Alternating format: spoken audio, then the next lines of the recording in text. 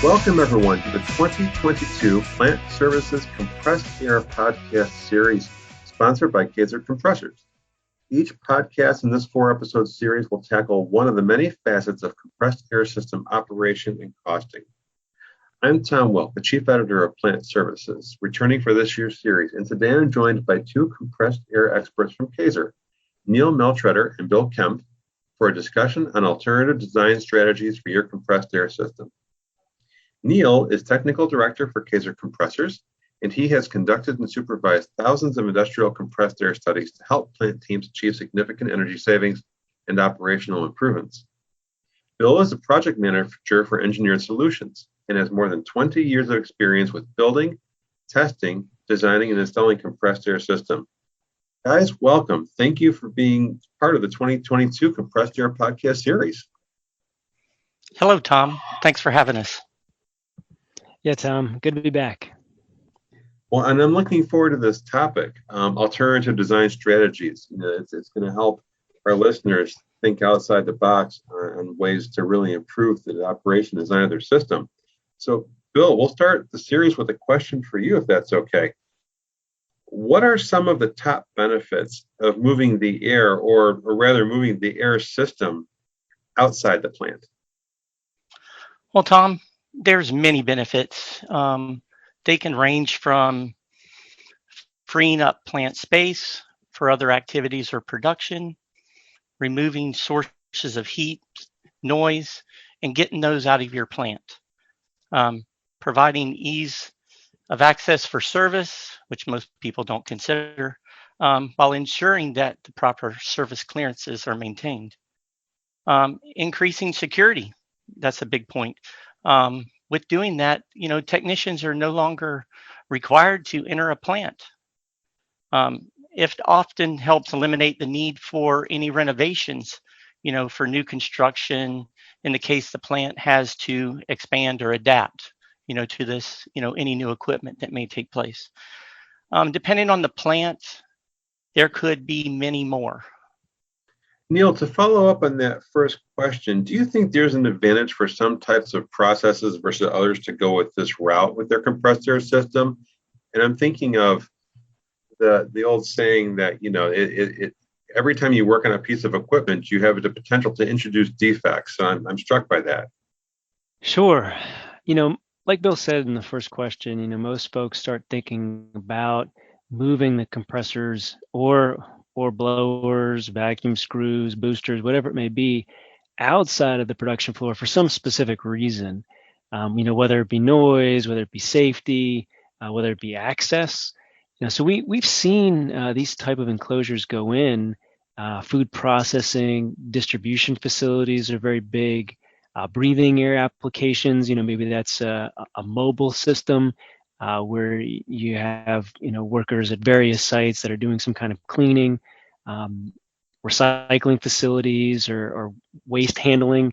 Those have become very big, from a standpoint of high dust debris inside that facility that's really wreaking havoc on their rotating equipment now. And so they're coming to us and saying, what can we do? And I said, well, have you done this? Yes. Have you done this? Yes. Okay, well, maybe we started, introducing something different in the environment, somewhere we can control it.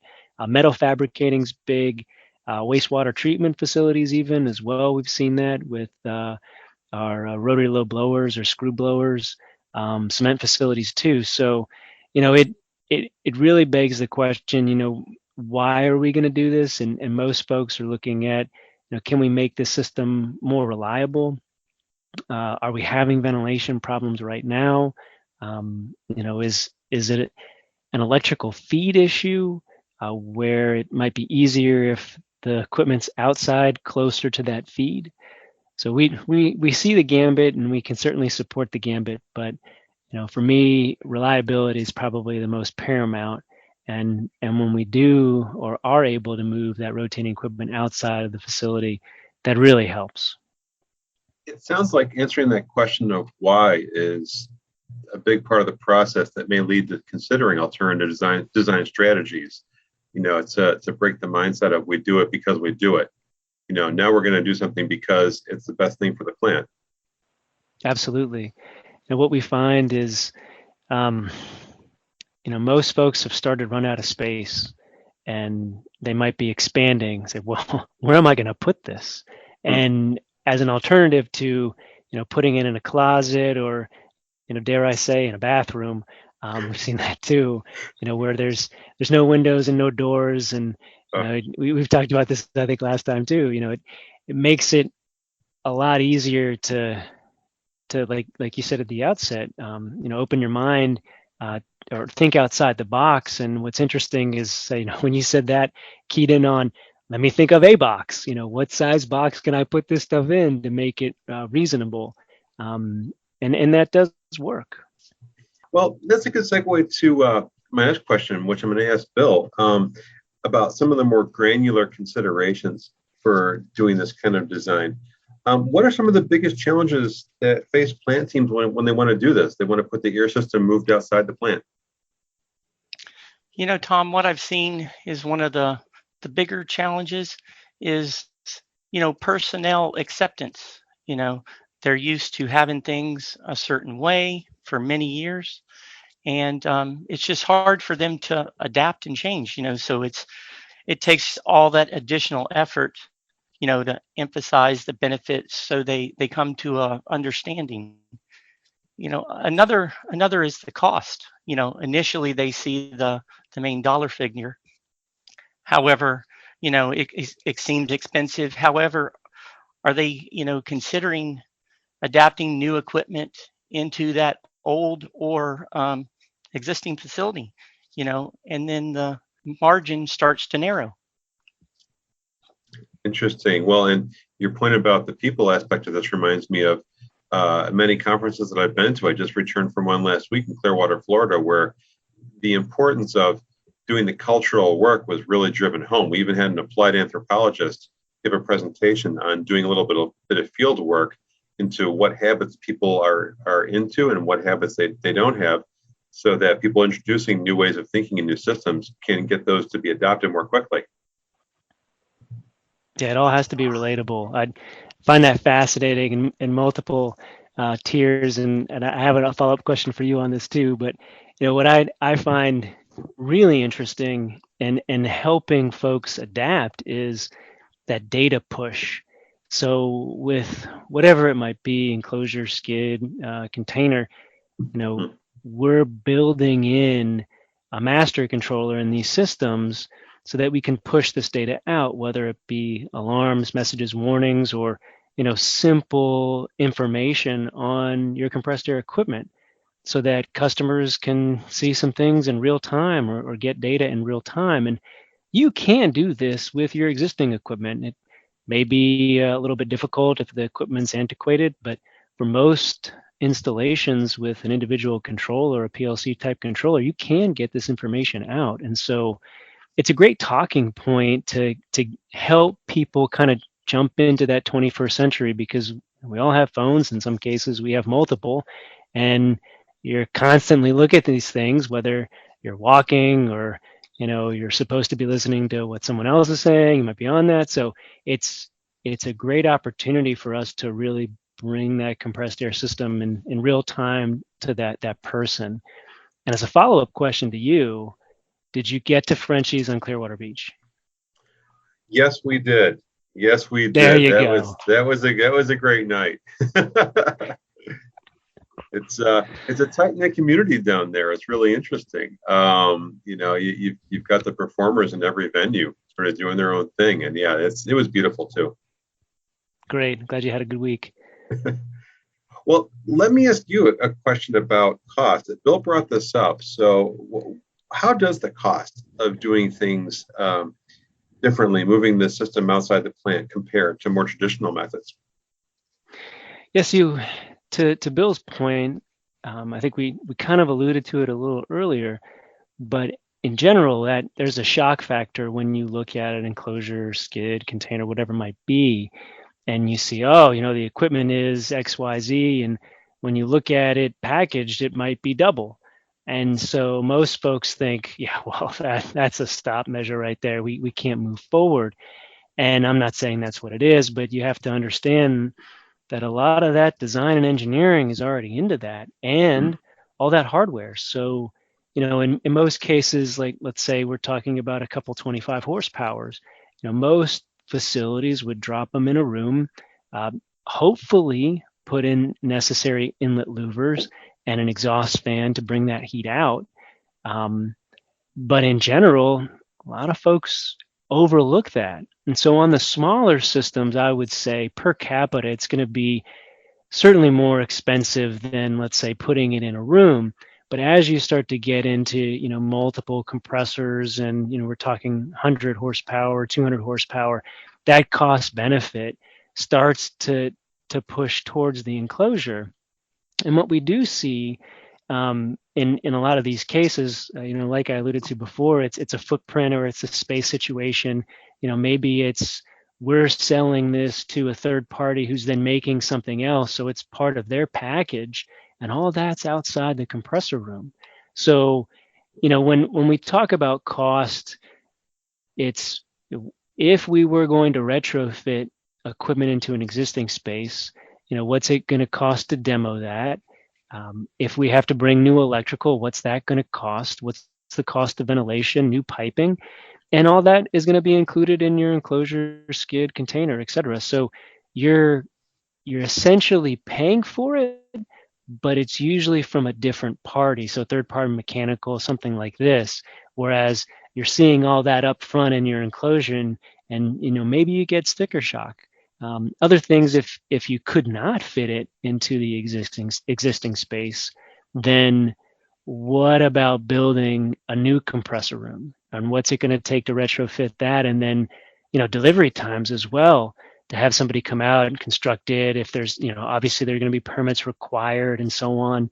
So that's, and when we talk about it, maybe we're talking about a little bit higher or a lot higher, depending on what size system you're looking at. So again, if you're looking at several hundred horsepower, you're probably in a much better space than you are with the smaller systems.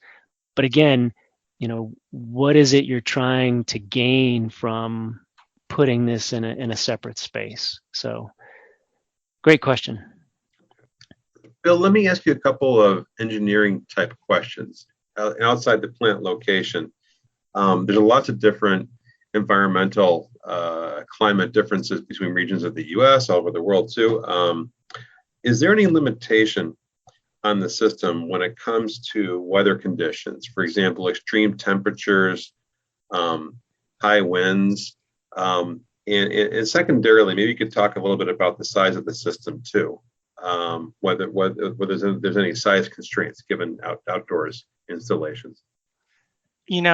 There's many things out there that can affect the performance of the said package that we're talking about. And weather is one of the biggest factors that people overlook. This is why it's always important right from the get-go that, we have a location for that site. We do an evaluation to know, what's the heat load, how cold, how rainy, how dry, so we have all those factors to play with when we're initially designing. Because the compressor itself is such a great benefit and resource that people overlook. I mean, you can utilize such aspects as the exhaust heat in those cold environments to reheat the room to maintain that operating temperature in those real cold environments. And if you're dealing with the heat or a hot environment like Arizona or New Mexico or stuff, you can insulate the walls to abate those and retroact any kind of loading that you may have from the heat. So there's a wide variety. What factor does size play when it comes to these systems? Is there a size limitation, or can people sort of add on as they need to as they go? The great thing about an enclosure is it's built from the ground up. Mm-hmm. So we can design them to accommodate a wide variety of equipment. The only real limitation that we have with an enclosure is that it can be we can transportate it down the interstate. We can get it from point A to point B. Dependent on the size, it may become modular or multiple pieces and have to be put together on site. It can be planned ahead to have future expansion so that we can account for those growing businesses that need to look for the future. We can build that in, still make it all outdoors, not affect the main production, and keep the ball rolling per se. Yeah, space is pretty paramount, and Bill totally touched on all these things. The limitation is transportation. So if you you always get on the interstate and you're like, oh, I'm behind the wide load, great, I'm not going to be able to pass, and so these are things that we're not thinking about you as a driver, like, oh, we're very worried about you. We're thinking more about what's the cost to bring it from point A to point B, and how big or small can we make it. So height restrictions are one thing, and then the width restriction, and also the length. So you're not going to see an enclosure that's complete, that's going to be over 50 feet. That's not going to fit on a trailer, right? And we're also cognizant of height restrictions in various parts of the country, so we don't want to make it too tall. So these are things that we engineer into the package and consider. And you hit it on the head too. Can we make a modular? Can we have one side open and then you can put these things together on site? We've seen a lot of pod type systems go in. So customer says, I need 1,000 CFM. So we look at, okay, well, here's an enclosure that has two 500 horsepower or 500 CFM compressors. And then here's another package that has two 500 CFM compressors, so we can build in that redundancy. We see that too. And when customers start looking at buying air as a subscription, then this makes it a little bit easier also from a modular standpoint when customers are interested in paying for a CFM versus paying for capital cost. Well, Neil, I know of segment air utility from discussions we've had before about solutions that plant teams can engage with when, say, they're underhanded or understaffed due to retirements, what have you. Could you talk a little bit about what segment air utility is and how it factors into this conversation about alternative design strategies? Sure. segment air utility is Kaeser's branded name for compressed air that we sell direct to a customer. So this allows customers to focus on their product, what they do very well, and allows Kaeser to be their provider. So Kaeser owns the equipment. Kaeser services the equipment, so that that pie chart, if you would, of capital cost and maintenance cost, that is something that you pay for monthly. Of course, customer pays for energy in that regard, and we're designing it to be as efficient as possible. The great thing too is, I mentioned earlier about, having that touch point, having data. And so reporting features are part of that as well from a monthly standpoint on what your usage is and so on, very helpful. This works well for customers who are looking to balance, let's say, cost of unit of production versus what their output is versus their input. So if it's a balance sheet type thing, most customers think, okay, well, if I can shift the focus to a different balance sheet on the cost of capital equipment, maybe that's going to help me out. Also, customers who may not have the cash on hand to make that capital cost, this might work well for them as well. We've seen it on greenfield projects, meaning we're putting this new plant in and we're going to outsource the compressed air equipment to you. We've seen it replacing aged equipment. So it's also helpful when customers understand what their maintenance costs are. So if they're putting a lot of money into aged equipment, or if they need rental capacity at this time, the segment utility looks a little bit more advantageous for them as well. As long as Kaeser knows what the flow, pressure, and air quality is, and we have an idea on those ambient condition and the design requirements, it makes it easier to figure out what size system to do. and the redundancy involved with that, whether compressors, dryers, filtration as well.